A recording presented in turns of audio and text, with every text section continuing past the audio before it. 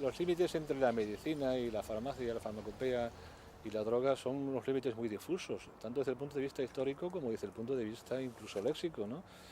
Desde el punto de vista léxico, el término latino que designaba la droga era fármacon, el término fármacon, ¿no? Que significa, y el fármacon es una palabra griega que significa remedio, remedio, es decir, es algo que ayuda a la salud. Es algo que ayuda a la salud. De manera que incluso yo desde el punto de vista médico evidentemente no lo sé, no sé dónde están los límites, ¿no? Porque no soy especialista, pero desde el punto de vista léxico, sí que los límites están muchas veces difusos, porque una misma palabra en un momento determinado puede haberse inclinado hacia el significado de medicina y en otro momento determinado se inclina hacia el significado de droga, significado negativo de droga, ¿no? Los límites no están claros.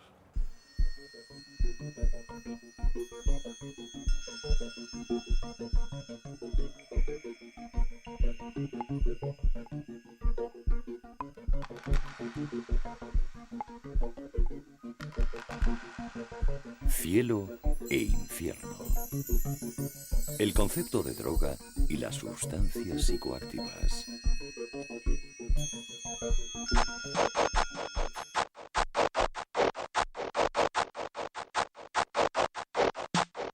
Introducción.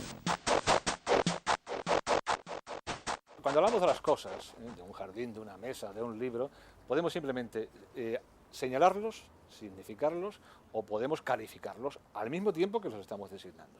Los lingüistas a una cosa la llaman denotación y a otra cosa la llaman connotación. Cuando nos referimos a algo, a una cosa, a una persona, a un animal, simplemente para denotarle, es decir, para apuntar al hablante, decirle al hablante, mira, con esta palabra me estoy dirigiendo a esa cosa, a ese animal, a esa persona. Eso es la denotación simplemente. Pero cuando nos dirigimos al hablante y aparte de señalarle a esa persona, a ese animal o esa cosa, estamos calificándolo de alguna forma, o bien para bien, ya para mal, estamos entonces connotando. Es decir, aparte de notar, aparte de señalar, aparte de apuntar a cierta cosa, estamos calificándolo de alguna forma. Eso es lo que normalmente se llama connotación. Objetivo o subjetivo. La droga es algo, es un producto que ha formado parte de las culturas de los pueblos desde que el hombre es hombre. ¿Para qué ha sido utilizada? Es lo que ha cambiado. Pero la droga y el hombre tienen una relación ancestral que se pierde en los abismos del tiempo. Lo que entiende la gente por droga, pues realmente en estos últimos tiempos, digamos desde los 60 hacia los 80, 90, se ha relacionado más o se ha dado la dirección hacia la heroína, ¿no? ¿Por qué? Porque es lo que más presente estaba en la calle, ¿eh? El típico yonki, que vestía mal, que estaba sucio, que no comía, que cada día por días se veía que iba a menos, que su salud volaba por días, ¿no? Y que la gente no entendía de qué manera una persona podía estar tan ligada a una sustancia como para no poder decir no. Entonces, claro, es por esto que se ha emparentado la droga en esas décadas de los 60 a los 90 o principios de los 90, a la heroína.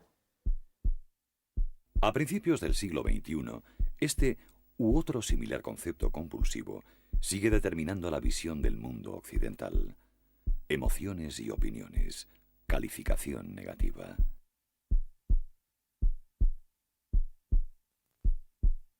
Detrás del no decir no, detrás del decir sí, se sospecha siempre la presencia de un fantasma forjado, noticia a noticia, por los medios de comunicación de masas. Adicción, dependencia, nuestra propia connotación, nuestro característico prejuicio.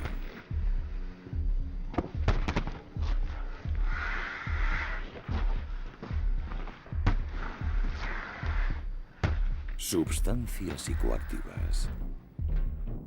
Si algo nos define como a seres humanos, es que nuestra psique, mente, alma, inteligencia, espíritu, funcione. Y su actividad somos nosotros mismos, pensando y sintiendo en el seno de la realidad, con la conciencia de escuchar nuestros latidos. Conocimiento hacia afuera, conocimiento hacia adentro, mundo interior, mundo exterior. Es que ahí está, son categorías que resbalan continuamente. O sea, cuando nos fijamos en nuestro interior, vemos que está troquelado por el exterior. Y cuando nos fijemos en nuestro exterior, vemos que está troquelado por nuestro interior. O sea, son categorías muy móviles. Mi maestro es Hegel, no tengo más remedio que recordar eso. Continuamente lo uno se va convirtiendo en lo otro. Lo que hay ahora en relación con las drogas es una cuestión de que ¿de qué van las drogas? Pues bueno, las drogas deberían ir de conocimiento, amor propio y placer, que son tres cosas dignas en cualquier situación y circunstancia.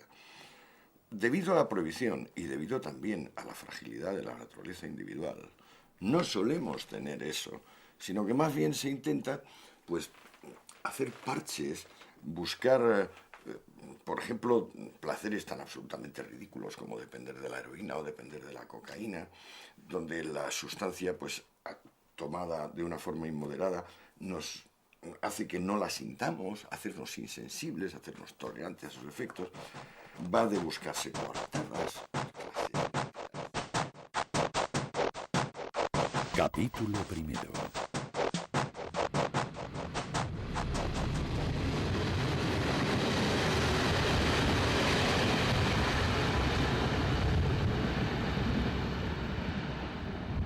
Psicoactivas. La misma expresión es engañosa. En un sentido amplio, la realidad es algo profundamente psicoactivo, si por tal entendemos todo aquello que induce la actividad del alma, mente, cerebro, pensamiento. En resumidas cuentas, de la conciencia.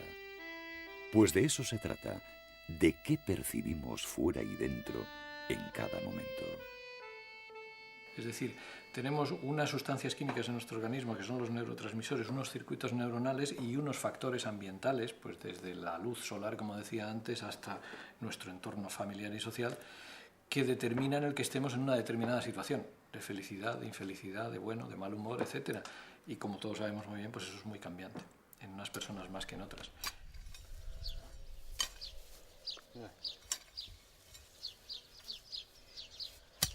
Naturalmente, para mantenernos vivos y en buen estado, necesitamos en primer lugar alimentarnos. Pero no todo lo que ingerimos produce el mismo efecto en nuestro organismo. Utilizando una distinción antigua, la de la medicina materialista hipocrática, podemos diferenciar el alimento de aquellas otras sustancias que, cuando las ingerimos, absorbemos o inhalamos, producen un tipo de actividad diferente a la normal, al menos en el interior de nuestras cabezas. A estas últimas se las llama, legales o ilegales, sustancias psicoactivas. Muchas de ellas, como el propio alcohol, fueron en algún momento de la historia fármacos o lo son todavía. Un puñado de estas sustancias psicoactivas son muy peligrosas. Unen a sus otras virtudes la capacidad de dañarnos, de ser, en función de su dosis, venenos. Por ejemplo, el etanol puro. un tipo de molécula con la que somos capaces de desnudar tanto nuestra alegría como nuestra tristeza, de llorar como de agredir. ¿Cómo sucede?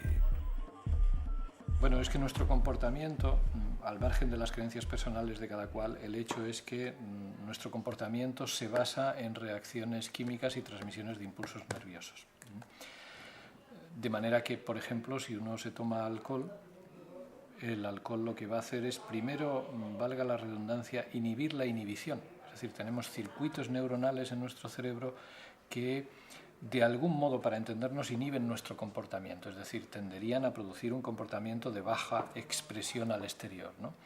Y el alcohol lo primero que hace es inhibir esto. Es decir, inhibe la inhibición. ¿Qué es lo que resulta entonces? Una excitación. Por esto, la persona cuando empieza a beber, normalmente lo que tiene es un episodio de euforia, hiperactividad, verborrea, es decir, habla mucho, etcétera, etcétera, lo que todos sabemos que es una persona alegre, ¿no? Si sigue bebiendo esa persona, al final lo que puede acabar es incluso llegar al coma, es decir, primero se quedará dormitando, perderá los reflejos, por eso es tan peligroso conducir bajo los efectos del alcohol, y al final puede acabar en el coma e incluso la muerte, ¿no? ¿Por qué? Porque después de inhibir a las células inhibitorias, para entendernos, el alcohol inhibe a todas, inclusive las que nos permiten movernos, respirar, pensar, etc. Y lógicamente, si esa es una inhibición excesiva, puede provocar la muerte.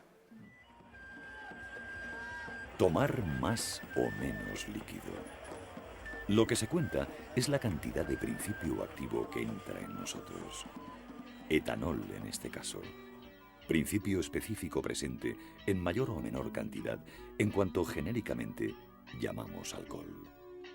Y he aquí el primer problema del tema drogas: la variedad de principios químicos psicoactivos. No todos, ni entre los legales ni entre los ilegales, son tan tóxicos como el etanol o poseen su capacidad adictiva. El THC, por ejemplo, se ha identificado hace unos años como el principio psicoactivo presente en una planta que, pese a su ilegalización reciente en las últimas décadas, sigue formando de algún modo parte de la farmacopea occidental. Solo en el año 2000, por ejemplo, el Estado ingresó unos 2.000 millones de pesetas en concepto de multas por fumar hachís o marihuana en lugares públicos. Bueno, el cannabis hay una serie de grandes mentiras o de grandes mitos que se han vendido, que nos han vendido a lo largo de este tiempo, sobre todo durante los últimos 70 años, y que los estudios más rigurosos pues han ido desmintiendo. A pesar de eso se siguen utilizando. Por ejemplo, se dice que el cannabis es dañino para la salud. El cannabis no solo no es dañino para la salud, o al menos no es más dañino que millones de plantas que tenemos a nuestro alrededor y que son medicinales, sino que es terapéutico. Es terapéutico, como hemos dicho, y se puede utilizar para muchísimas dolencias, como vienen haciendo en algunas culturas desde hace muchos siglos. Después se nos dice también que el cannabis crea dependencia, cosa que cualquier estudio medianamente serio demuestra que es falso. El cannabis no crea ninguna dependencia física, y si crea alguna dependencia psíquica es mínima, y tendríamos que preguntarnos dónde está el límite entre un hábito y una dependencia psíquica. ¿Por qué llamamos hábito a las dependencias psíquicas que nos parecen aceptables, y por qué llamamos dependencia a los hábitos que no nos parecen aceptables o que no nos parecen gratos en la sociedad en la que vivimos, ¿no? Después, bueno, también se dice una serie de cosas, que el cannabis atrofia el sistema inmunológico. El cannabis no atrofia el sistema inmunológico. El cannabis no acorta las ondas cerebrales, como se decía en los años 30. El cannabis alarga las ondas cerebrales. Resultaría imposible apuntar cómo funcionan, en esa combinación de materia y energía que es nuestro cuerpo, aún las 10 o 20 sustancias psicoactivas, venenosas o no, más estudiadas y utilizadas, tradicional o actualmente, en nuestra cultura. Para el interesado en esa investigación científica, existen en el mercado suficientes libros de consulta. Para nosotros, Un tercer caso de amplia difusión y notable capacidad adictiva son las llamadas genéricamente benzodiazepinas. Sí, lógicamente todo lo que altera el comportamiento lo hace alterando los circuitos neuronales, ¿no? En algunos casos conocemos bastante, en otros casos menos, ¿no? Entonces todas las drogas psicoactivas lo que hacen es alterar esos circuitos de un modo u otro, ¿no? Pues por ejemplo, las benzodiazepinas, el diazepam, el Valium comercial que tanta gente toma y que también algunos derivados han sido objeto de abuso y venta callejera, pues curiosamente tienen un mecanismo de actuación similar al del etanol. No idéntico, pero sí similar. De hecho, actúan sobre el mismo neurotransmisor, sobre el GABA. Lo que ocurre es que actúan de un modo, en cierto modo, distinto. Es decir, un fármaco de estas, benzodiazepinas, no suele matar, salvo que se tome con alcohol. ¿Qué tienen en común benzodiazepinas y alcohol entre sus múltiples diferencias? Formar parte de un mismo grupo de sustancias psicoactivas.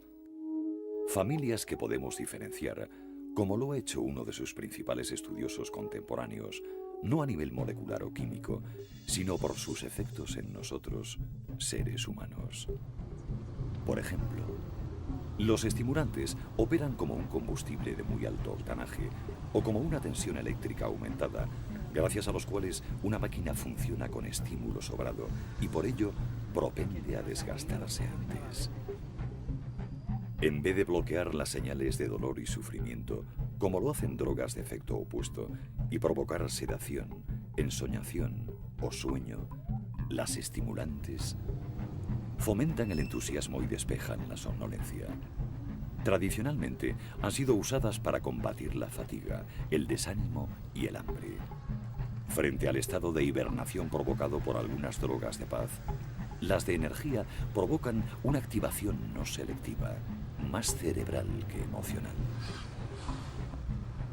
Viendo las dificultades que provienen de tantas diferentes sustancias con capacidad de influir en nuestro estado de ánimo o nuestra percepción, se me ocurrió hace tiempo intentar una clasificación funcional donde hablásemos de drogas que dan o prometen paz, drogas que dan o prometen energía y drogas que dan o prometen excursión psíquica, viaje.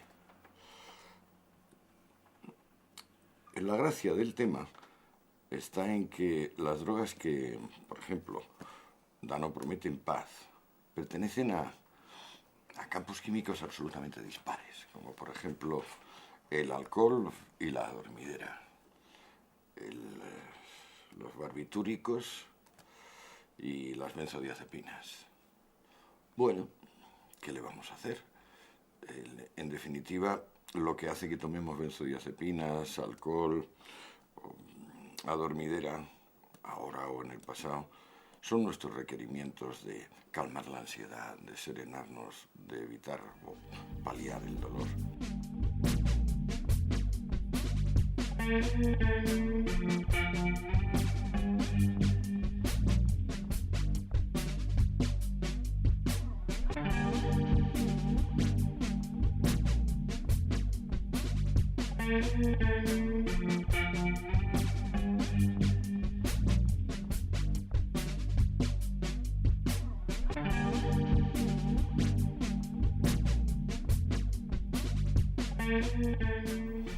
Lo mismo sucede con las demás, o sea, las drogas de estimulación pues son muy diferentes.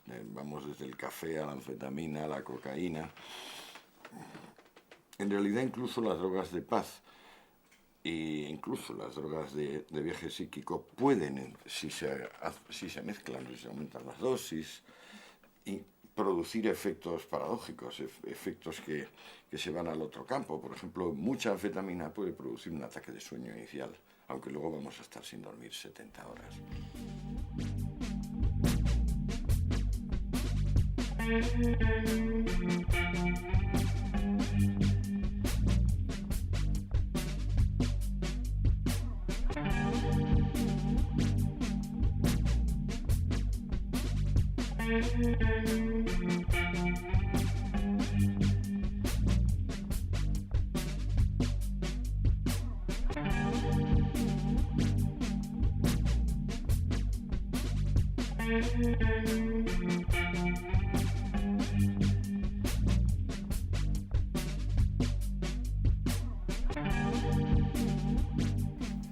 Las últimas, las drogas de viaje, la más famosa, la más importante, la más difundida para nosotros y para el mundo hoy es el cáñamo, en forma de marihuana, en forma de hachís.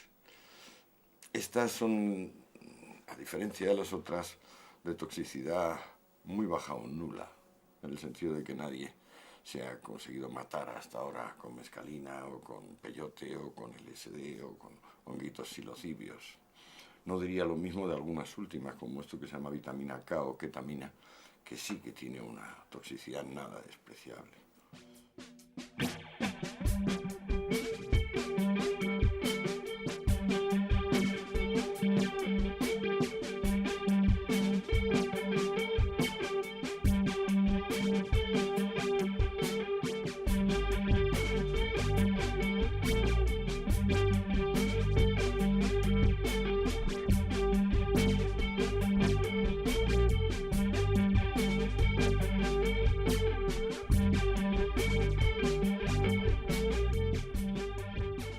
Innumerables. De todas ellas cabe el no uso, el uso sensato y el uso insensato. Al margen de para qué se utilicen o se hayan utilizado, y al margen de su distinta procedencia y clasificación legal, algunas de estas sustancias comparten una apasionante característica. Nosotros también las producimos, es decir, nuestro cuerpo las sintetiza a partir de los alimentos, de modo similar al que lo hace otro ser vivo, la planta o el hongo, que nuestros antepasados en Occidente o en algún otro lugar del planeta aprendieron a utilizar como fármaco o droga. Y eso es, o sea, en principio mi clasificación no es más que atender a aquello que le pedimos de las drogas, más que a aquello que es la molécula de cada droga. Porque figúrate, desde lo que es la molécula del alcohol, que en principio no nos sirve para nada, a lo que son otras moléculas que las promueve y las realiza nuestro cuerpo, las produce nuestro cuerpo, como las benzodiazepinas, las endorfinas, incluso la DMT, que es la gran droga visionaria de América del Sur, también la produce nuestro organismo y probablemente es la responsable de que tengamos sueños, aparte de dormir. El alcohol no parece que lo produzca en nuestro organismo e incluso se diría que el efecto que tiene sobre el sistema nervioso es porque disuelve células nerviosas, o sea, porque se las lleva, al ser grasas, se las lleva igual que nos permite limpiar en una tintorería un traje o una camisa.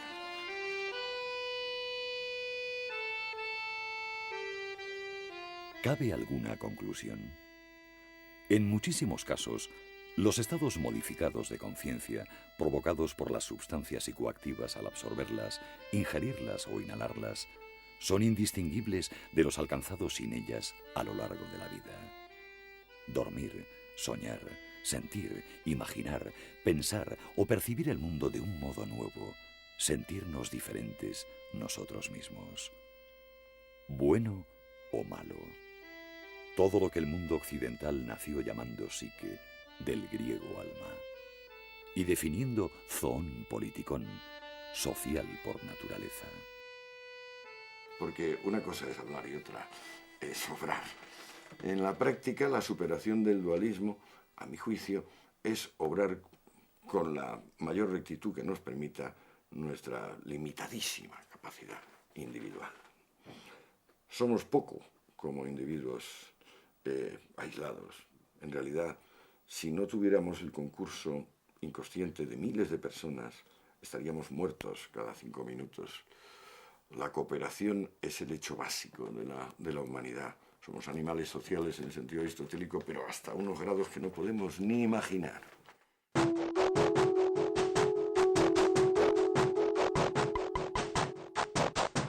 Capítulo 2.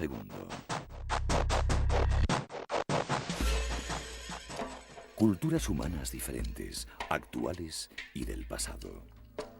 Entre otros denominadores comunes, seguramente de mayor importancia, el conocimiento y uso de diversas sustancias psicoactivas. Mira, lo que más diferencia el consumo de psicótropos en Occidente del consumo de psicótropos en otras sociedades, hablan en términos genéricos, pero que habría que puntualizar mucho, porque no en las otras se consumen exactamente igual, ni mucho menos. Pero para mí el factor principal es que en nuestras sociedades, no todos tampoco, estoy haciendo una generalización, y hay minorías que saben muy bien lo que están haciendo y para qué usan psicótropos. Pero hablando a grandes rasgos, el problema es que es un consumo compulsivo, estrictamente compulsivo, es decir, y esto es lo que lo diferencia de otras sociedades, digamos que... Pero también esto es lo que define nuestra sociedad, o sea, vivimos en una sociedad compulsiva, entonces todo se hace de forma compulsiva, el sexo, la diversión, el trabajo, los fines de semana, por supuesto también el uso de psicótropos, todo es compulsivo. De ahí pues, que el uso de psicótropos en las sociedades urbanas, como solo se busca esto, pues el impacto momentáneo de la estimulación o el impacto momentáneo de visiones cromáticas, por ejemplo, con lo cual la sustancia, en lugar de entenderse solo como un ingrediente dentro del proceso, pero que el ingrediente principal soy yo, no la sustancia, pues se ha cosificado hasta el punto de ser la cosa que produce felicidad o la cosa que produce una sensación de plenitud o de éxtasis. Pero se ha olvidado algo que decía Huxley muy importante, ¿no? Y es que las experiencias en sí mismo no son nada. Lo importante para las personas es lo que cada uno hace con sus experiencias. Esto es lo importante.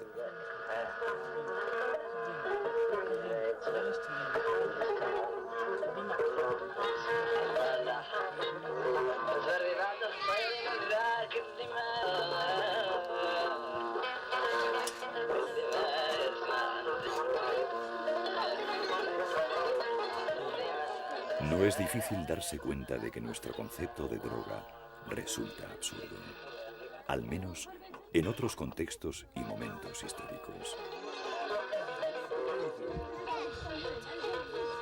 Por poner un par de ejemplos entre muchos posibles.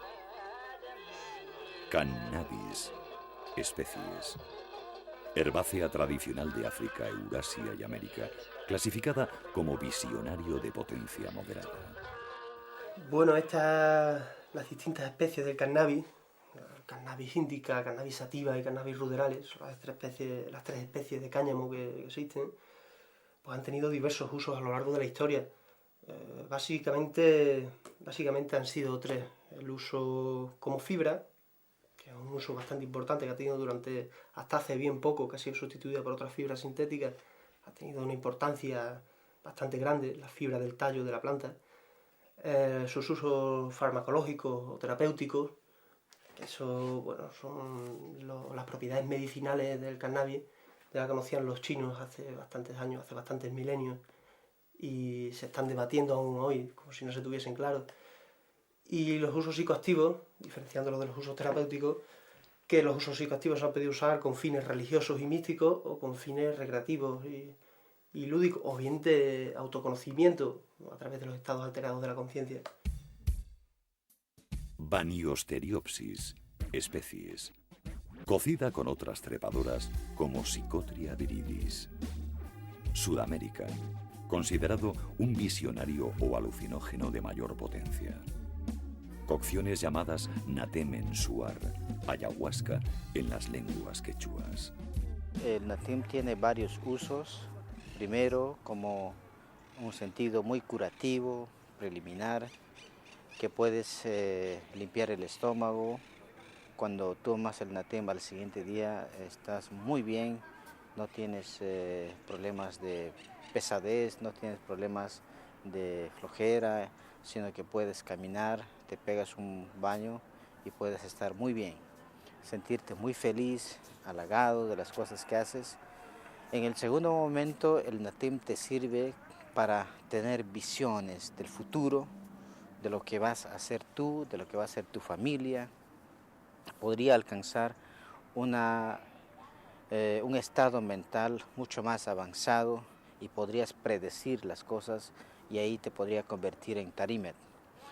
En un tercer momento, el natem en realidad te sirve para curar a los demás, es decir, te puedes convertir en un ubishin o yachak o sabio, curandero, pero para constituirse en esto, lo que hace es que el natem, como ser humano, como persona, pero a la vez como planta con grandes poderes, necesita de otros elementos, por ejemplo, como el tsunki. Tsunki es el ser superior que te permite a ti construirte como el yachak o como el sabio, como el ubishin, y solo el espíritu de estos, adentrando hacia ti, puede permitir curar a los enfermos, puede permitir descubrir la enfermedad. ¿Cómo clasificar la vasta variedad de conocimientos prácticos que de ciertas plantas y hongos especiales ha tenido o tiene el ser humano? Generalmente se distinguen, como lo ha hecho Marcelino Chumpy, refiriéndose a la triple utilidad que en su cultura se le da al natén. 3 posibilidades. Usos lúdicos, relacionados con el placer y con la salud cotidiana. Usos de autoconocimiento y desarrollo del individuo, relacionados también con la salud y la vida social. Y finalmente, usos terapéuticos y religiosos relacionados con la curación de la enfermedad. Todos caben en lo que el muy pagano Nietzsche llamó el juego de la naturaleza con el ser humano. Pero droga y fármaco no son la misma cosa. Fármacon, en griego, en esdrújulo, acentuado en la A primera, es una cosa que lo mismo sirve para matar que para curar, y que por eso mismo es prodigiosa, asombrosa. Ese es el concepto griego. Obsérvese que fármacos, la misma palabra pero acentuada en la ómicron final, significa chivo expiatorio. Eso nos hace ver hasta qué punto magia, farmacia y religión no son campos deslindados con nitidez, por lo menos hasta que aparece la magna figura de Hipócrates inventando la medicina científica ya por el siglo V a.C. en Grecia. Y así, nuestra compulsiva noción se relaciona a veces con la historia religiosa del cristianismo, que llegó a condenar cual fruto del diablo tanto la farmacopea grecolatina como el herbolario popular europeo o las religiones de otros pueblos. Pero también puede vincularse con la acción combinada de la economía capitalista y el Estado contemporáneo que estructuran nuestro presente. 3 factores que empezaron a cuajar a finales del siglo XIX, cuando una nueva potencia comienza a maniobrar en el panorama internacional, iniciando una serie de convenios internacionales regidos por el signo de la prohibición. Desde entonces, su influencia no ha dejado de hacerse sentir. La ayahuasca es un movimiento de la Amazonía de Quechua que es muy controlado. Hace pocos, será unos 15 o 18 años, hubo problemas bastante con Estados Unidos. Empezaron a destruir la ayahuasca. Empezaron a comprar, engañando a la gente de la Amazonía quechua, diciendo esta planta no vale, esta planta es droga, que querían meter preso, querían seguir el juicio al Ecuador. Cualquier persona un poco inteligente se puede dar cuenta que para nada son reglamentaciones o modas o dictámenes que nos hacen creer en términos absolutos, ya que sustancias que hace un tiempo eran legales, ahora se han ilegalizado, ¿no? Pero estoy hablando concretamente de la valeriana, que es una planta, un rizoma que hasta no hace mucho aquí en España se podía comprar en cualquier herboristería, y como de pronto los laboratorios se dieron cuenta que una gran parte o una pequeña parte del mercado, no sé exactamente, de somníferos se les marchaba por la valeriana, presionaron a los gobiernos, y ahora la valeriana en España está prohibida, por ejemplo, ¿no? Está dentro de la lista de plantas psicoactivas tóxicas, cuando toda la historia, probablemente es la época neolítica, que las personas que les cuesta dormir en Occidente, por lo menos en España, en Cataluña, en la cuenca mediterránea, pues tomaban valeriana y dormían tranquilamente. Es una situación que a muchos de mis compatriotas les angustia porque es legal o es ilegal, pero si uno se distancia un poco, que esto es lo que permite la antropología, se da cuenta de la absoluta ridiculez de la situación que han creado las legislaciones actuales alrededor de esto, ¿no? Yo digo lo mismo que el opio. Yo tengo un buen amigo, un médico, que una vez hablando de esto me dijo, mira, si me redujeran toda la farmacopea a solo 2 medicamentos, me quedaría con la marihuana y con el opio. Son los 2 medicamentos que tienen un abasto más amplio de efecto, que tienen más seguridad en su uso, digamos, margen de cantidad de medicamento respecto a posible intoxicación. Entonces, no hay color con ningún otro fármaco de los que venden en las farmacias en cuanto a a la amplitud, digamos, de efectos de estas dos plantas? Bueno, yo no me atrevería a decir que el origen de la prohibición sea el dejar acotado el mercado de la química y de la farmacéutica como hoy lo conocemos. Lo que diría es que ese sector, el de la industria químico-farmacéutica, con todos los elementos que puedan participar de él, desde el productor a gran escala hasta el vendedor al detalle, se benefician de esa situación de prohibición. Si desarrollar un nuevo medicamento viene costando alrededor de unos 20.000 millones de pesetas. Y lógicamente esto ya solo lo pueden soportar las grandes empresas multinacionales, ¿no? Y muy pocos gobiernos pueden atreverse a nada que se parezca a eso, ¿no? Con lo cual, de algún modo, estamos delegando absolutamente una función que por otra parte hacen eficazmente las empresas, pero que sería deseable que los gobiernos tuvieran una actitud más activa. Bueno, la prohibición, podemos considerar prohibición cuando un Estado se considera, un Estado hace las veces de Estado paternalista y se inmiscuye en asuntos que tienen que ser de la incumbencia tan personal como las sustancias con las que uno decide embriagarse o las sustancias que uno decide meterse en el cuerpo. Entonces eso deben de ser cosas igual que la alimentación, igual que el sueño, igual que la sexualidad, de la única incumbencia del individuo, siempre que estemos hablando de personas adultas y mayores de edad y responsables. Y no estamos, cuando hablamos de la prohibición, estamos hablando también de la legalización.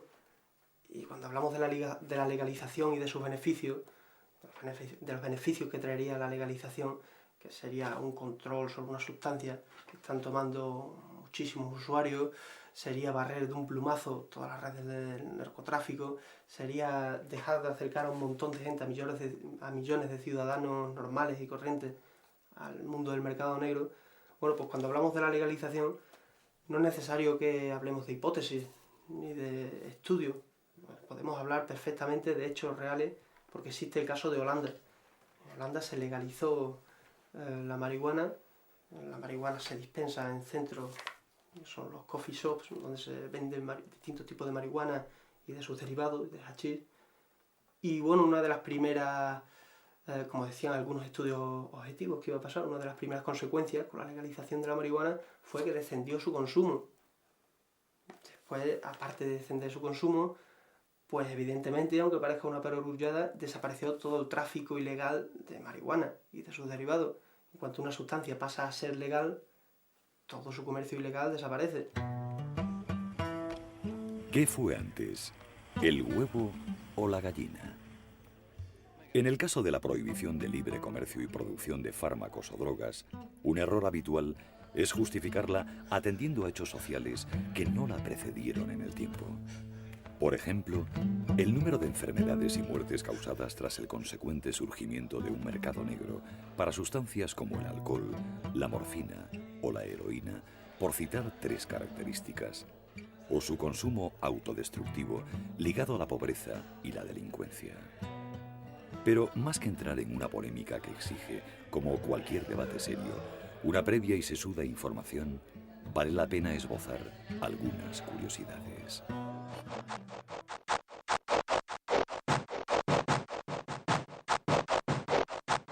Capítulo 3. Bueno, el artículo 368 de nuestro Código Penal lo que califica como delictivo no es, por supuesto, una sustancia, porque una sustancia no delinque por sí misma, ni siquiera el consumo por sí mismo. Lo que está ahí tipificado como conductas delictivas son las conductas tendentes a el tráfico, al cultivo o cualquier tipo de conductas, incluso la mera posesión, pero con ese destino, con destino a facilitar el consumo por parte de otros. Solamente en esos supuestos hay delito, no en ningún otro.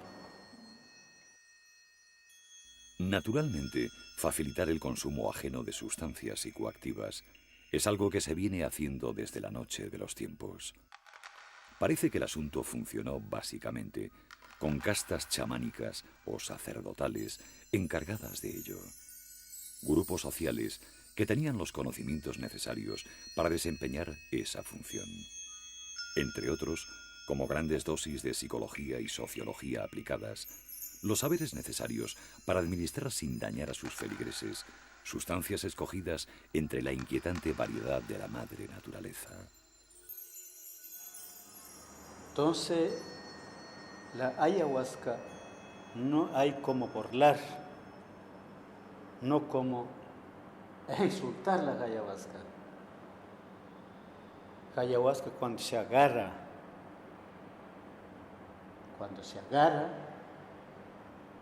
y si es fuerte, pero en su medida tenemos. No hay que dar por dar a la gente, a la persona que quiere aprender o ver, ¿no? También son nerviosos o nerviosas, pueden desmayar, pueden gritar. ¿Por qué? Porque ven cosas que nunca he visto. Ven cosas que nunca ha conocido, como un cuerpo, como un espíritu. Por eso yo muchas veces le he dicho, el espíritu es, tenemos cada uno, malo, el bueno. Entonces sale la ayahuasca, sale especie de diablos, buen diablo y mal diablo. Y no se atina cómo zafarse el líquido, la que está adentro, que no hay cómo ni botar. Claro que hace vomitar, que manda al baño, ¿no? Pero ya una vez tomado, concentrada adentro, no pasa. Tiene que pasar 24 horas. Entonces, especialmente como yo soy yacha, he hecho muchas dietas, entonces uno se toma. Entonces tenemos que estar concentrando, limpiando a los enfermos o a la más enferma estamos viendo, para poder sacudir el cuerpo, sudarnos un poco, porque da como escalofrío de la ayahuasca, hace temblar,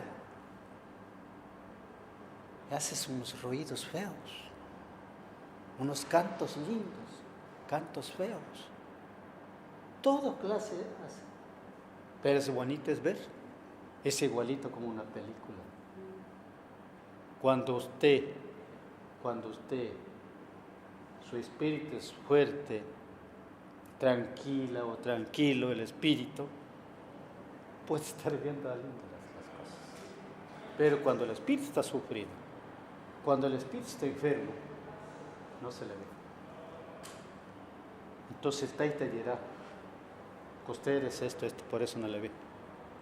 Pero ese líquido, una vez entrado, está curando el cuerpo. Todo nuestro organismo que está mal, aunque no le ve. Pero siempre te indicará cómo debe hacer para ver. No solo desde el punto de vista psicoactivo, por poner otro ejemplo todavía mucho más antiguo, ya en la India se utilizaban las raíces de la Rauvolfia serpentina, que todavía hasta hace 10 años era un fármaco utilizado en la hipertensión, ¿no? Es decir, un extracto de una raíz de una planta que crecía en la India, ¿no? La digital, un fármaco utilizado para la insuficiencia cardíaca, pues de primera elección hasta hace 15-20 años y todavía muy utilizado, pues se extrae también de una hierba, ¿no? De manera que el hombre siempre ha estado buscando, ¿no? Es decir, sustancias que alivien sus males en la naturaleza, ¿no? Y lógicamente en el siglo XIX, cuando la industria de los tintes, fundamentalmente en Alemania, pues generó una enorme cantidad de dinero en primer lugar y por tanto de medios de producción, pues eso hizo posible que se empezara a pensar en medicamentos en general, en su síntesis química o a veces en su purificación y semisíntesis, que sería pues hacer un extracto de una planta y sobre ese extracto purificarlo todo lo que se pudiera y a veces incluso modificar su molécula parcialmente para obtener el efecto deseado, ¿no? Por ejemplo, pues la aspirina, bien conocida de todo el mundo, pues inicialmente era un extracto que podía ser o de corteza de sauce o podía ser de una planta del género de las espirias, ¿no?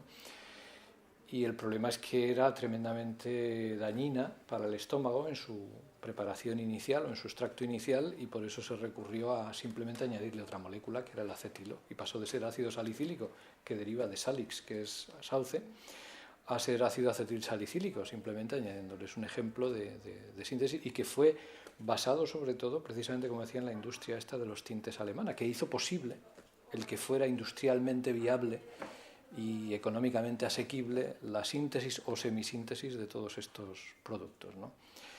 Y lógicamente los opiáceos, en la medida en que se pudo extraer la morfina o la diacetilmorfina, que es la heroína, pues fueron un enorme avance, es decir, su purificación y o su síntesis fue un enorme avance en el tratamiento del dolor, ¿no? Y en otros tratamientos de otros procesos, ¿no? Más de 2 milenios antes de esta revolución contemporánea, protagonizada por laboratorios farmacéuticos europeos como la Bayer o Merck, que inmediatamente pusieron en el mercado decimonónico las nuevas sustancias, los primeros médicos griegos habían iniciado su andadura explicando de forma clara los usos posibles de sus fármacos según la cantidad y la frecuencia en que se tomasen. Efectos que iban, en el caso del sedante opio, desde la tranquilidad a la buena muerte, pasando por un amplio abanico de experiencias curativas contrastadas para diversos males. Pasó el tiempo, vino el Renacimiento, renació el afán de conocer, el ideal científico, y entonces empezamos a tomar las drogas justamente porque eran una promesa de tocar nuestro sistema nervioso como lo toca un violinista experto su violín o un pianista experto su teclado. Lo que pasa es que a principios del siglo XX llegó la prohibición instalada por los americanos, y entonces el misterio no es, cómo hace el sacerdote aquello. El misterio no es cómo se come y se bebe del Dios. El misterio es qué demonios tiene aquella papela, qué demonios tiene aquella cápsula, qué contiene aquella pastilla. Entonces, la reserva mistérica, el misterio, se ha desplazado a la dosis. Eso, es la consecuencia inevitable de la prohibición, una falta de transparencia en la composición. Algo excepcionalmente grave, tratándose de un campo, como el de las drogas, donde solo la dosis hace de algo un veneno, como dice la antiquísima sentencia.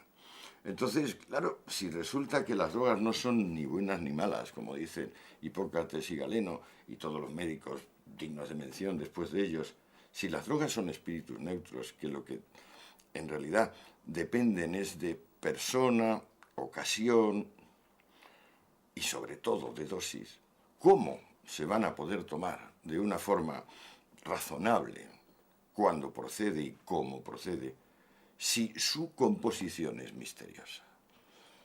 Ese es el talón de Aquiles de la prohibición, el misterio que preside la composición actual de los productos que se venden masivamente, pero en mercado negro. Pero, ¿qué es esa forma de comprar y vender sustancias psicoactivas que tantas negativas denotaciones y connotaciones posee? Abusos individuales criminalizados socialmente, continua y venenosa adulteración o engaño, miles de personas encarceladas por pequeños delitos de narcotráfico, multas y capturas policiales, gasto de dinero público en atención a drogodependientes, inseguridad y peligro.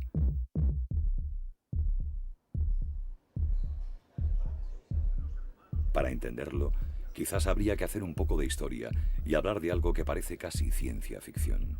Una cultura occidental sin mercado negro de drogas. Con el resto de los productos se comercializaban entonces legalmente, al por menor o al por mayor, en farmacias, droguerías, abacerías, ultramarinos, etc. Desde las que, como el alcohol, se consideran aún hoy alimenticias, a las que en el otro extremo de prohibición se llaman sustancias de abuso y se consideran número 1 en las listas de perseguidas por la ley, sin utilidad terapéutica reconocida. Algunas de las que hoy se venden legal o ilegalmente simplemente no existían todavía. por poner un ejemplo, el mercado de un país entre Mediterráneo y Atlántico en el siglo XIX. Durante toda esta época son dos gremios que coexisten no solamente pacíficamente, y hablaré solamente del gremio de farmacéuticos y del de drogueros por simplificar, porque luego, digamos, también el de herbolarios, como os podéis imaginar, que aún sigue siendo muy importante, tienen su propio colegio profesional en Cataluña. También los herbolarios de alguna forma tocaban, si no todas, alguna de estas sustancias psicoactivas, por supuesto en su forma vegetal. Pues como digo, los drogueros y los farmacéuticos durante mucho tiempo coexistieron de forma pacífica e incluso hicieron frente común ante el gobierno, digamos, en sus demandas, de cara a conseguir una protección, unos aranceles, de cara a especialidades farmacéuticas que vinieran de fuera. Y es que la activa propaganda de los laboratorios farmacéuticos, grandes y pequeños, nacionales y europeos, que vendían caros morfina, codeína y otros resultados de la síntesis del opio, iba dejando arrinconada a la vieja medicina vegetal y las baratas cápsulas de adormidera ibérica. A mediados de siglo, con la Ley Orgánica de Sanidad de 1855, se prohibió exclusivamente una venta, la de remedios secretos. Secretos porque eran productos que no informaban claramente qué sustancias, psicoactivas o no, contenían. Además, figuraba una prudente medida sobre los remedios llamados heroicos, aquellos que podían matar o curar según la dosis o la posología. Exigir claridad en la etiqueta, reclamar transparencia en la composición, saber qué se compra. Sin duda, juiciosas reclamaciones y avances, especialmente en un mundo en el que una publicidad no siempre fiable, naciendo con la economía capitalista, empezaba a apuntar gran capacidad de condicionar la actividad de los compradores. Sucedió, sin embargo, que algunos remedios secretos patentados siguieron vendiéndose con casi total impunidad durante unos 100 años, llegando al público el caso de algún responsable político implicado en su negocio. Eran tiempos lejanos. De 1870 a nuestros días, no ha cesado de multiplicarse la legislación sobre drogas. La primera novedad, que aún forma parte de nuestra Constitución, fue un principio general, el concepto de salud pública, inspirado en la obra de un jurisconsulto italiano.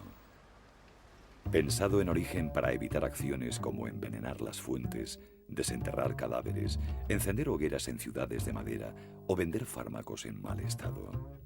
Comprar y consumir libremente aún tenía como único límite la dignidad y la responsabilidad personal. La salud pública como elemento constitutivo del orden público incluye como carácter esencial la inseguridad, de tal manera que el Código de Derecho Penal se refiere a la salud pública, a algunos delitos de salud pública, vamos a los delitos contra la salud pública, justamente dentro de otro bloque superior que es el de la seguridad pública, ¿no? Allá por 1870, las penas por delitos contra la salud pública no supusieron grandes cambios ni en el mercado ni en la vida cotidiana. Una vida en la que el problema de las drogas era aún un fantasma lejano. Dentro del tema ya, es decir, próximo a lo que nos interesa de las sustancias hoy en día consideradas drogas y prohibidas, por ejemplo, era delito contra la salud pública vender lo que podríamos llamar sustancias adulteradas, es decir, un farmacéutico que vendiera una sustancia por otra, lo que hoy entenderíamos por sustancias caducadas, eso también sería un delito contra la salud pública, es decir, cuando ya ha vencido el plazo establecido por la ley para que ese medicamento surta efecto, y la venta de un medicamento por otro. De tal manera podía darse la circunstancia en esta época de que si una persona entraba a una farmacia y pedía 1 gramo de heroína o 1 gramo de cocaína y por un despiste el farmacéutico le vendiera 1 gramo de aspirina, ese farmacéutico estaba incurriendo en un delito contra la salud pública. Lo que nos asombra es, por qué no decirlo, la posibilidad de automedicarse sin receta médica. Aunque la receta ya existía, igual que había grandes médicos, no empezó a ser obligatorio presentarla para poder comprar ciertos productos hasta unas décadas más tarde. Sucedió a principios del siglo XX y desde la firma del Convenio de La Haya hasta la creación de la Organización Mundial de la Salud décadas más tarde, la situación empieza a parecerse a la actual, en la que una autoridad tan multinacional como el propio mercado de medicamentos legales y drogas ilegales decide sobre ambos. Estos cambios, por supuesto, de una manera gradual, de una manera progresiva, van trayendo, bueno, pues en primer lugar, que la gente pues cada vez se fascine más por aquellos productos que se intentaba reprimir, que esos productos disparen su precio, que en base a estos precios exorbitados pues se adulteren, obviamente siempre con sustancias más baratas para conseguir que aquello cunda más y, en cualquier caso, que se deteriore más la salud de los usuarios, porque ya no solamente están tomando, en el caso de la cocaína, sino también ácido bórico, que era la sustancia con la cual comúnmente durante los años 20 y los años 30 se adulteraba este tipo de sustancias. Bueno, ya pues la necesidad, digamos, de policías específicas para reprimir este tipo, es decir, por la brigada, aunque la brigada de estupefacientes, por ejemplo, en el Estado español es una creación de 1967, ya en los años 30 se destinan a agentes específicamente destinados a la represión del tráfico. Claro, hay que pensar que si con la legislación, es decir, al exigir a partir de 1918 receta facultativa y seguir habiendo tráfico y incumplimiento sistemático de la ley, siendo productos legales que todavía se podían conseguir en farmacias y que exigían de la aquiescencia de un facultativo, o sea, de un médico, todo el mundo se puede imaginar que durante los años 20 son muchos los farmacéuticos y los médicos que de alguna forma se corrompen por este mercado negro en el cual empiezan a entrar todas estas sustancias.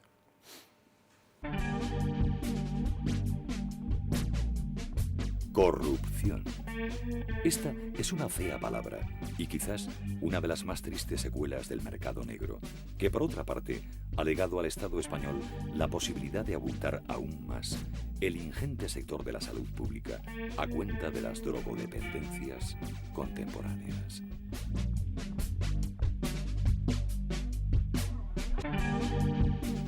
Algunos, ante el desalentador panorama, consideran que una vuelta a la magia y el chamanismo no es tan despreciable como opción teórica, aunque sin duda resultaría difícil llevarla a la práctica. En sociedades como las de una selvática Amazonía, cuya principal amenaza son hoy las petroleras y madereras extranjeras, en vez de un aparato policial, existía o existe otra refinada forma de control social para evitar abusos. Mantener culturalmente, como principio general ante sus plantas sagradas, no la prohibición policial, sino el respeto a lo luminoso. Ayahuasca es una planta que nadie se tocaba antiguamente, que era muy sagrado, muy medicinal, no solamente para ver las visiones, es decir, ver los problemas que tenemos cada uno. Pero la ayahuasca se siembra un sector donde que nadie topa, una selva muy cerrada. Y cuando ya es cerca, es ya la planta, la ayahuasca, está gruesa, se van a chequear, es decir, ver cómo está el estado de preparaciones y cómo se encuentra la planta. Esa planta no se acercaban de golpe, se acercaban muy despacio, muy controlado, porque ese siempre tiene un poco de, la planta tiene un poco de recelo, por cuanto que tiene que hacerle despertar la planta, tocarle muy despacio y sacudirle un poquito para poder cortar, ligar y tocarle las hojas o el bejuco. Entonces ese es el problema que nos indicaban los taitas, los antepasados, en la práctica, que llamando ayahuasca, esa cosa muy sagrado, digamos, muy espiritísimo.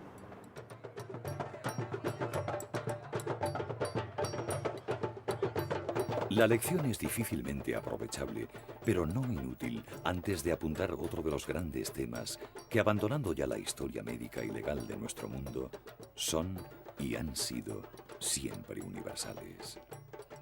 Las profundas implicaciones entre la libertad de conciencia y el uso de drogas psicoactivas.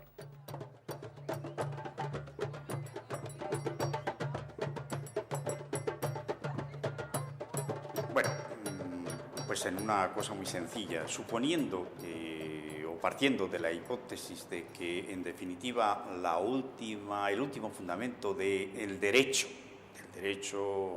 al propio cuerpo, a la propia salud, a la integridad personal, etcétera, está en el artículo 16, que define la libertad religiosa y la libertad ideológica. Lo que allí se dice ya es que límite, el único, eso sí, porque se trata de una libertad especialmente protegida, el único límite que tienen es el orden público. Y dentro del concepto de orden público, tanto los textos internacionales suscritos por España como nuestro ordenamiento interno, por ejemplo, el artículo 3 de la Ley Orgánica de Libertad Religiosa, incluyen dentro del concepto de orden público el respeto de los derechos fundamentales de los demás, la seguridad pública,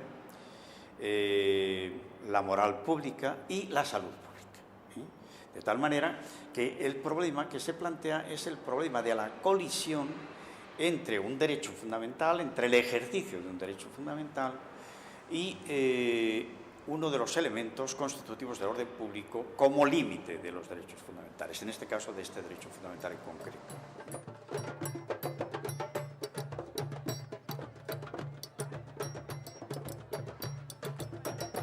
Y es muy gracioso que los científicos, sobre todo los que están dirigiendo, por ejemplo, en las Naciones Unidas o en los Estados Unidos, los programas de drogas, tienen la actitud más anticientífica que se puede tener, porque para ellos una droga que produzca placer, es decir, una droga que realmente sea una buena droga, es una mala droga, y entonces es una droga de abuso y debe ser inmediatamente prohibida. Eso sucedió con el éxtasis y sucederá con cualquier nuevo fármaco que se descubra capaz de dar euforia al ser humano.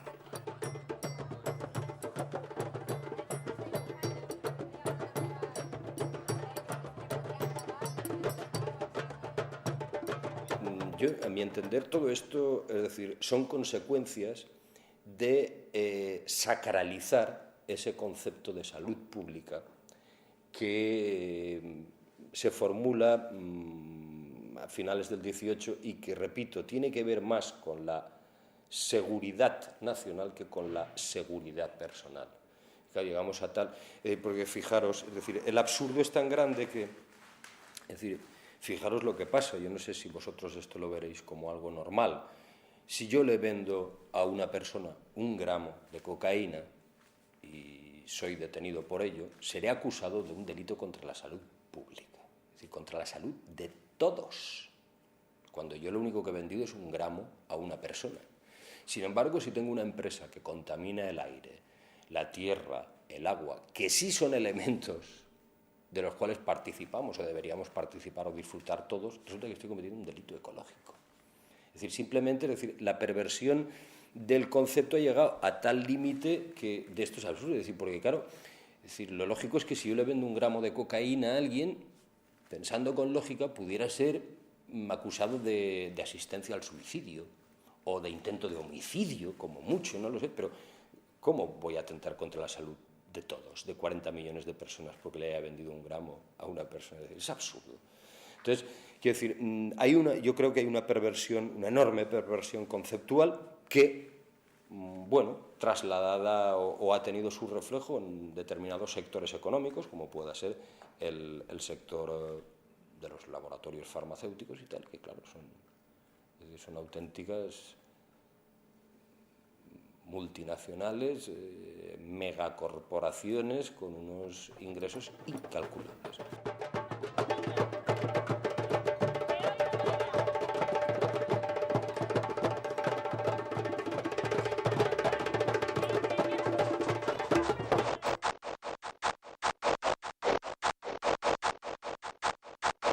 Epílogo.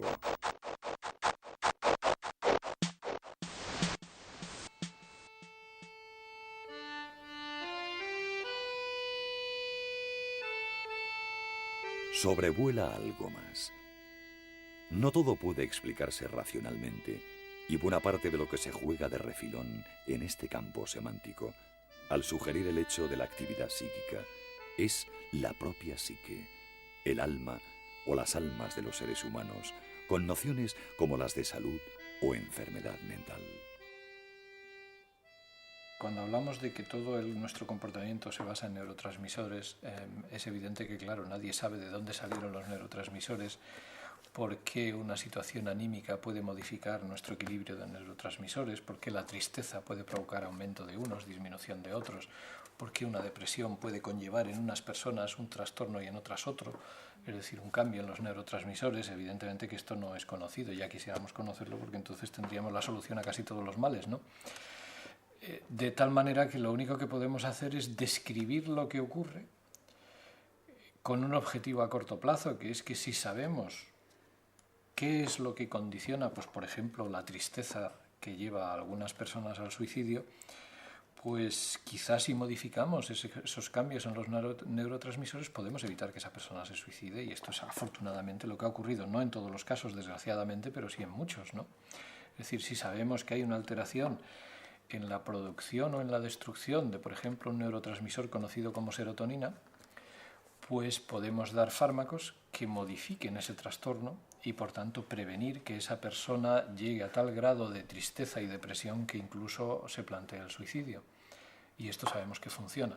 Naturalmente no sabemos el meollo intrínseco del por qué, pero sí sabemos lo suficiente como para evitar males mayores. Y por desgracia ahí es donde estamos, por desgracia por ventura. Estamos muy delante de lo que estábamos hace 50 años y muy atrás de lo que nos gustaría estar.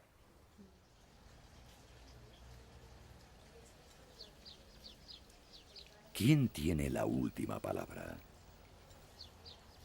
En el mejor espíritu de la democracia, el nacido de la Ilustración y aún no muerto, se dijo tajantemente: uno mismo. Y en religión como en psiquiatría, casi todos están de acuerdo. Como mucho, las sustancias psicoactivas pueden ayudar. Como mucho, pueden ser un medio de un proceso personal hacia la curación, en un sentido amplio que abarca cuanto abarque la propia conciencia humana. Pero no más. Como mucho, un acceso al cielo o al infierno. O a ninguno de los dos. Pero, es decir, bueno, ¿qué es lo más saludable? Es que, claro, yo creo que una cosa es las directrices generales que obedecen a una política global, sanitaria, de salud pública, que tienen que regir el país, pero luego está la salud individual, lo que cada persona considere. Es decir, la OMS puede decir lo que quiera sobre cuáles son los parámetros que ella considera más saludables para la población, pero puede ser que luego la persona, es decir, cuando vamos individuo por individuo, los parámetros ideales de bienestar de ese individuo no se ajusten a los parámetros de salud o de bienestar que diga la OMS. Entonces, ¿qué hacemos? ¿por qué hemos de hacerle más caso a la OMS que a ese individuo? De cara a lo que es la salud de ese individuo. Es decir, sin tener que decir, no quiero decir que los parámetros de un individuo han de llevarse a los parámetros colectivos o generales, pero lo contrario también me parece monstruoso.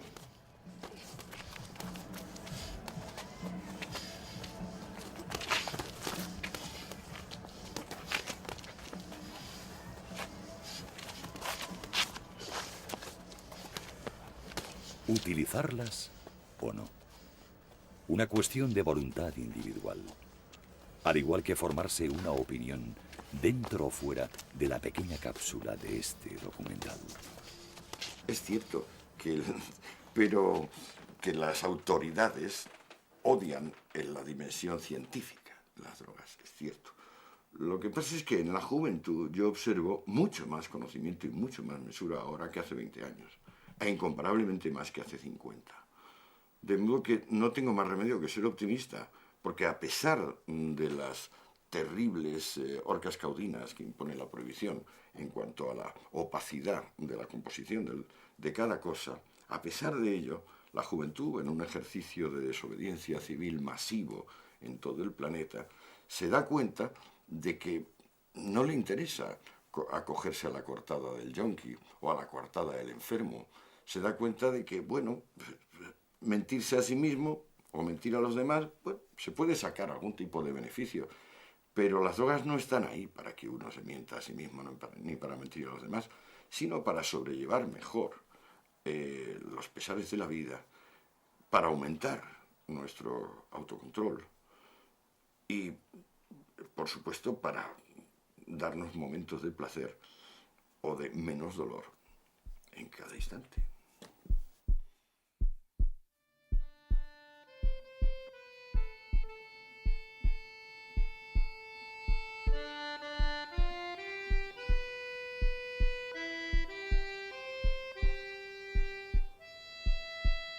Y volvemos al latir del corazón humano. ¿Quién tiene la última palabra?